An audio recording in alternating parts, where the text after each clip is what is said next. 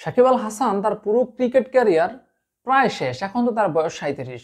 তার cricket career কিন্তু প্রায় শেষ। সে যদি এখন খেলতো তাহলে হয়তো বা খুব বেশি দিন খেলতো না।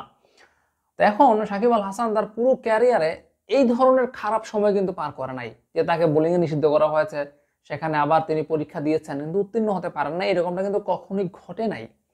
কিন্তু এই মুহূর্তে এসে, এই 2024 সালে এসে পরপর দুইটা পরীক্ষায় সাকিব আল হাসান ফেল করলো এবং ফলাফল হিসাবে 1 বছরের জন্য তাকে বোলিং থেকে নিষিদ্ধ করা হলো।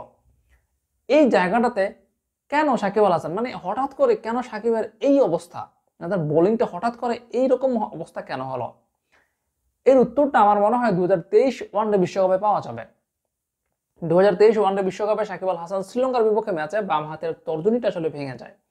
তো ওইটা ভেঙে যাওয়ার পর সাকিব আল হাসানের বাম হাতে অপারেশন করা হয়েছিল, অস্ত্রোপচার করা হয়েছিল। আর ওই অস্ত্রোপচারের পরই আসলে সাকিবের বোলিং অ্যাকশনটা পরিবর্তন হয়েছিল। বোলিং এর টার্ন করানোর জন্য তার একটু জোর দিয়ে বোলিংটা করতে হতো, আর তখনই আসলে হাতটা নির্ধারিত যে সীমা রয়েছে তার চেয়ে বেশি বেঁকে যেত। এই জায়গাতে সাকিব আল হাসানের ঝামেলাটা হয়েছে। না হলে কিন্তু সাকিব আল হাসানের এই ঝামেলাটা হওয়ার মানে কোনো চান্স ছিল না। শুধুমাত্র এই অপারেশনের পর থেকে সাকিবের যত সমস্যা শুরু হয়েছে, আর সেটা ধরা পড়েছে কি ইংল্যান্ড যখন কাউন্টি খেলতে গেল তখন এটা ধরা পড়েছে, এবং সর্বশেষ চেন্নাইতে পরীক্ষা দিল, সেখানে তো আবারও ফেল করলো, যার কারণে এখন 1 বছরের জন্য নিষিদ্ধ। ঝামেলাটা শুরু হয়েছিল সেই 2023 বিশ্বকাপে।